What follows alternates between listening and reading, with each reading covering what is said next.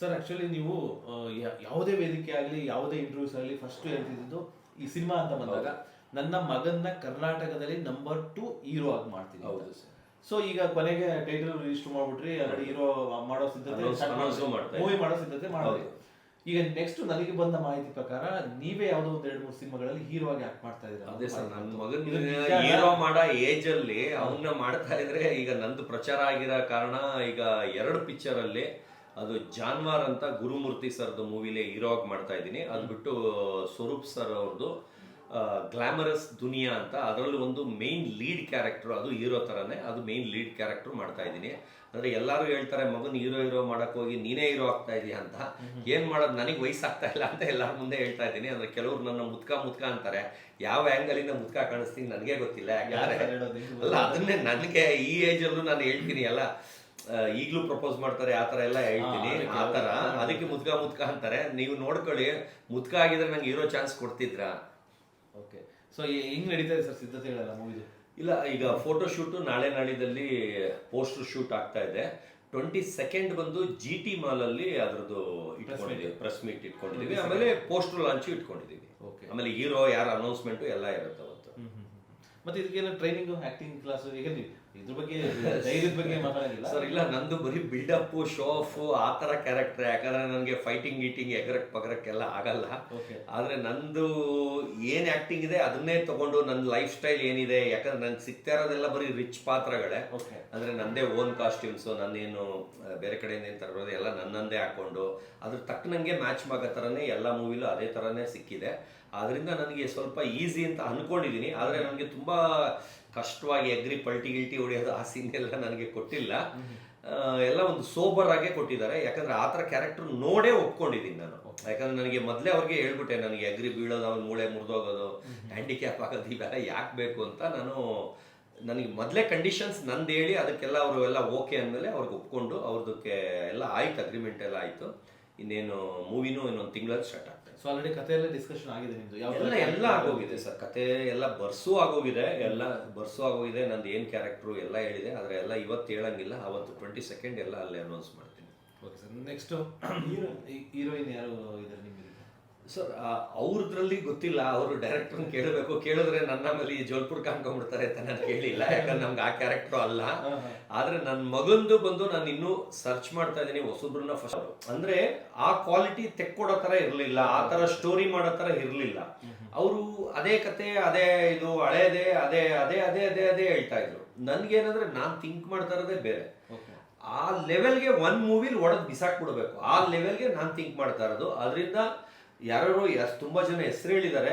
ಅದರಲ್ಲಿ ಯಾರೋ Marco ಮೂವಿದು trial ತೋರಿಸಿದ್ರು, ಅದು ತುಂಬಾ ಇಷ್ಟ ಆಯ್ತು. ನಾನು ಆ ಟೀಮ್ನು ಹೋಗಿ ಮೀಟ್ ಆಗಿ ಮಾತಾಡಿ ಅವ್ರ ಹತ್ರನೂ ಡಿಸ್ಕಷನ್ ಮಾಡ್ಬೇಕಂತ ಅನ್ಕೊಂಡಿದ್ದೀನಿ. ಅಂದ್ರೆ ಇನ್ನೂ ಫೋನ್ ಮಾಡಿಲ್ಲ, ಏನಿಲ್ಲ. ಆಮೇಲೆ ಆಲ್ರೆಡಿ ಆಯ್ತು ಅಂತ ಹಾಕ್ಬೇಡಿ, ಇನ್ನೂ ಹೋಗ್ಬೇಕಂತ ಅನ್ಕೊಂಡಿದ್ದೀನಿ.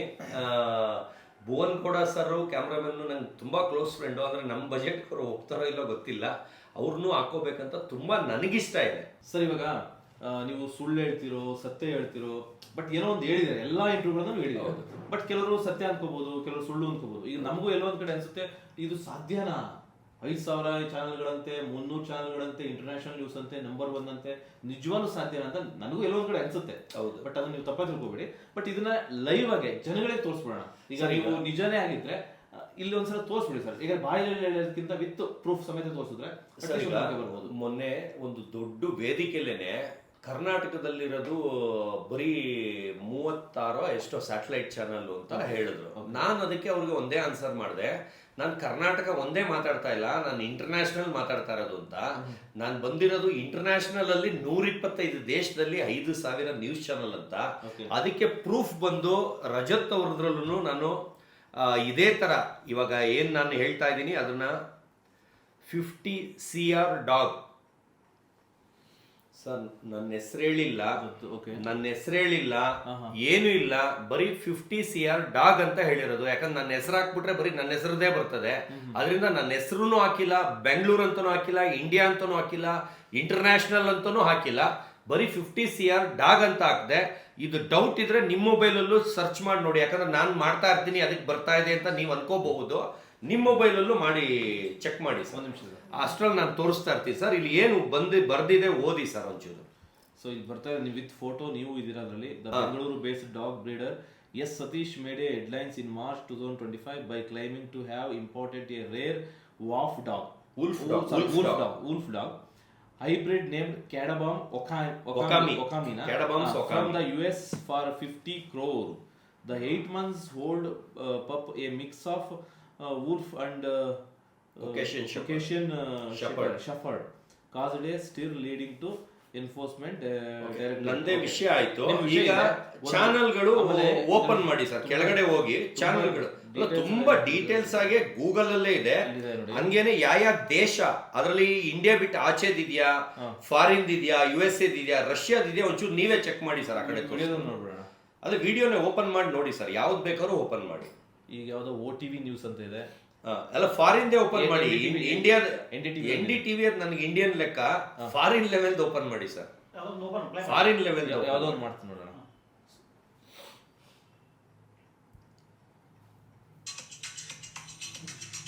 ಅಡ್ವರ್ಟೈಸ್ಮೆಂಟ್ ಇಲ್ಲ ನಿಮ್ದು ಡಾಗ್ ಇಟ್ಕೊಂಡು ಬರೋದು, ಸ್ಟೇಜ್ ಮೇಲೆ ಬರೋದು. ಓಕೆ, ನಾನೇ ನನ್ನ ಕೈ, ನನ್ನ ಮುಖ, ನನ್ನ ಬಟ್ಟೆ, ನನ್ನ ಪ್ಯಾಂಟು, ನನ್ನ ಶೂ ಕಾಣಿಸ್ತಾ ಇದೆಯಾ? ಖಂಡಿತ ನೀವೇ ನಾನೇನ. ಆಮೇಲೆ ಇದು original link, no screen shot.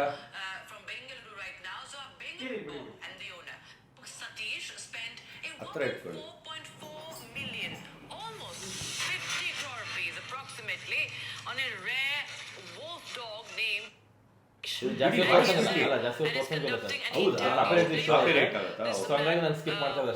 Foreign ಅವಳು ಮಾತಾಡ್ತಾ ಇರೋದು ಫಾರಿನ್, ಇಂಡಿಯಾದ. ಅಂದ್ರೆ ಫಾರಿನ್ ಓಪನ್ ಮಾಡಿ ತೋರಿಸ್ತೀನಿ ಯಾಕಂದ್ರೆ ಜಾಸ್ತಿ ಹೊತ್ತು ತೋರಿಸಬಾರ್ದು, ಕಾಪಿರೈಟ್. ಒಟ್ನಲ್ಲಿ ಎಲ್ಲ ಇಂಟರ್ನ್ಯಾಷನಲ್ ಬಂದಿದ್ಯಾ ನಿಮ್ ಬಾಯಿಂದ ಹೇಳಿ. ಈಗ ನಿಮ್ ಕೈಗೆ ಮೊಬೈಲ್ ಕೊಟ್ಟಿದ್ದೀನಿ, ಇಂಟರ್ನ್ಯಾಷನಲ್. ಆಮೇಲೆ ಎಷ್ಟು ನ್ಯೂಸ್ ಚಾನಲ್ ಬಂದಿದೆ, ಸುಮ್ನೆ ಹಿಂಗ್ ಅನ್ಕೊಂಡು ಹೋಗಿ ಸರ್.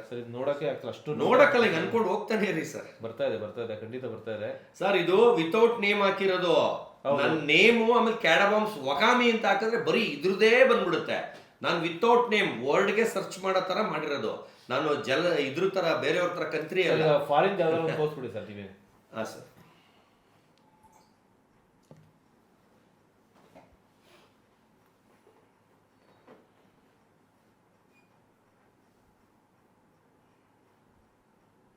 ಇದೆಲ್ಲ ಥೈಲ್ಯಾಂಡ್ ಯಾವುದೋ ಇರಬೇಕಲ್ವ ಸರ್.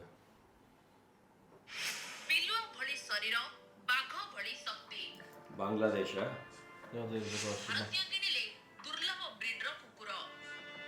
ಸೊ ನೀವೇ ಇದ್ದೀರಾ?